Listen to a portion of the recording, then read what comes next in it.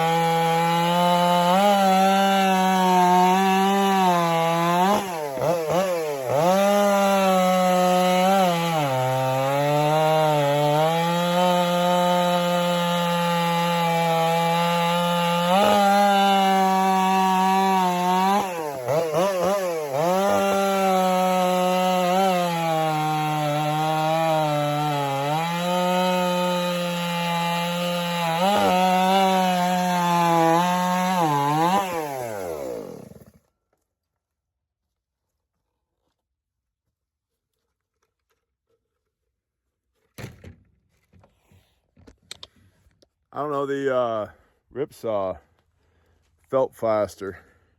Not that that 500i is a slouch. And this is a little punky. Got a split down the middle. It's still hard though, great firewood, which is why it's in this pile. But yeah, both of them, believe it or not, need to be sharpened. They're serviceable, obviously, but they could both benefit from a touch with a file. Running a 32-inch Stihl light bar with full chisel, not skip, full chisel on the 661, and a 28-inch light bar with a full chisel on the 500i. Man, they're both incredible saws. Neither one is cheap. I wouldn't recommend either one for a noob or even the occasional user, but having run a chainsaw, what, 25, 26 years now, they're both amazing, and both will serve us well at Grindstone Ministries. These are both my personal saws, bought with my own money, by the way. Ripsaw only took 10 months to get. Thanks, Ripsaw. But worth it. They're both running West Coast saw bark boxes on the muffler covers and West Coast saw dogs. But yeah, the 661 feels faster than the 500i. but what the 500i is 78, 79 cc's, and the 661's 90. So yeah, should be. Should we do it one more time? What do you guys think? Yeah, do it, Bear. All right, I gotta square my end up though. I'm off at an angle making these cookies. Stand by. There's wood chip in your beard. I don't care. You gotta have that on these big jobs.